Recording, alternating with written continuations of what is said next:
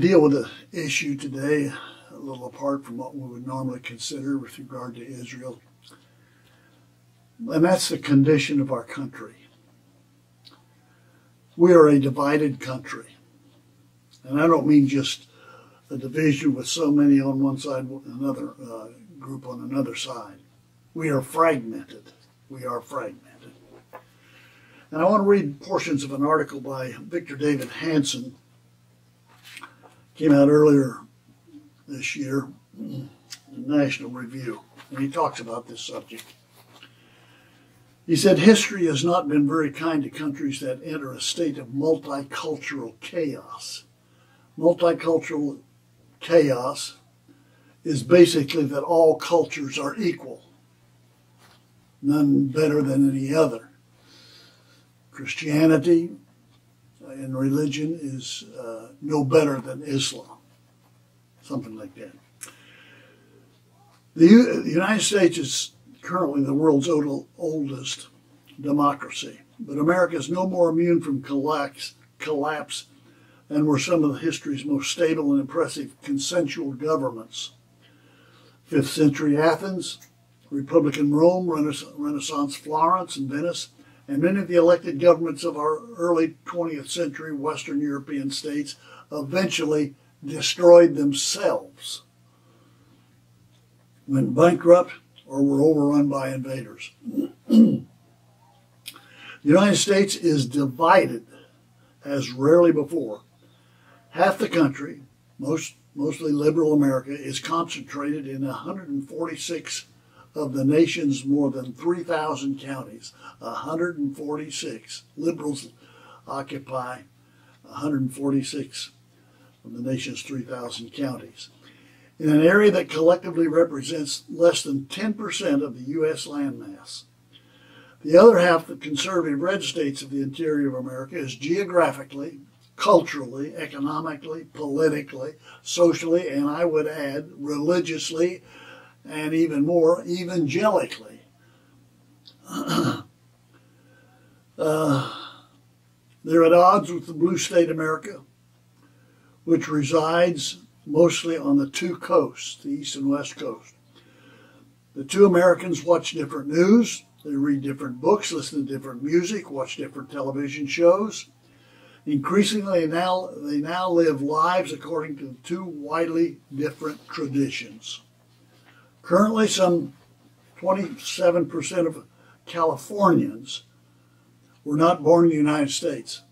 More than 40 million foreign-born immigrants currently live in the U.S., the highest number in the nation's history. Yet widely checked immigration comes at a time when the country has lost confidence in its prior successful adherence to a melting pot assimilation and integration. The ultimate result is a fragmented society into tribal cliques that vie for power, careers, and influence on the basis of ethnic solidarity rather than shared Americanness. History has not done very well. It's not been very kind to multicultural chaos. We fought a civil war that cost more than 600,000 lives, in part to uphold the idea that the individual states could not override the federal government. Yet sanctuary cities declare that they can freely nullify federal immigration law. California Senate passed a bill earlier this month that would prohibit the state from contracting with any firms that work on the federal government's wall at the border with Mexico. States such as California vowed that they will ignore Washington and work directly with foreign nations to promote their own policies on global warming. The national debt has doubled over the last 8 years, and nearly $20 trillion is unsustainable. Entitlement spending rose even as new taxes increased. The have-nots claim that the haves make far too much money, and the haves retort that they pay most of the income taxes while nearly half the country pays nothing. Nearly half the country pays absolutely no taxes.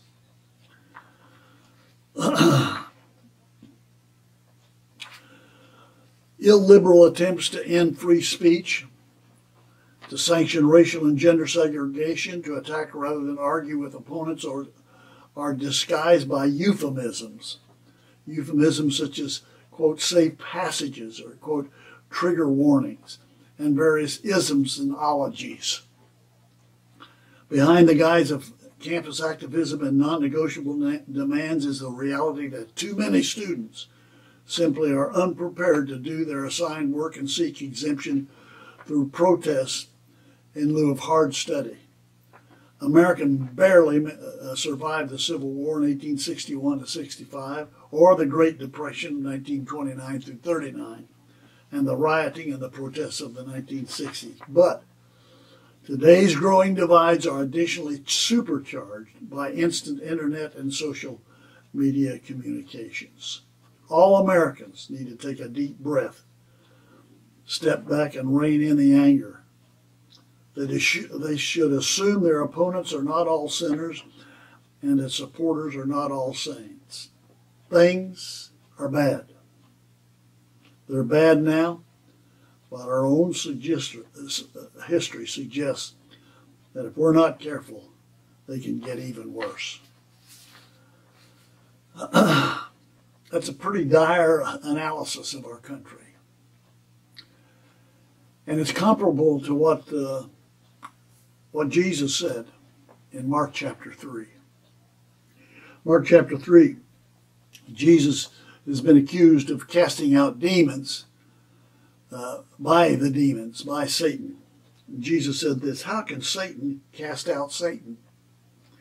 He said, "If a kingdom is divided against itself, that kingdom cannot stand." It cannot stand. If a house is divided against itself, that house cannot stand.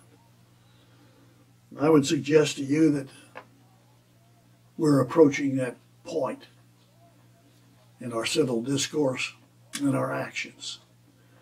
Certainly as Christians, Ephesians chapter 4 and verse 3 says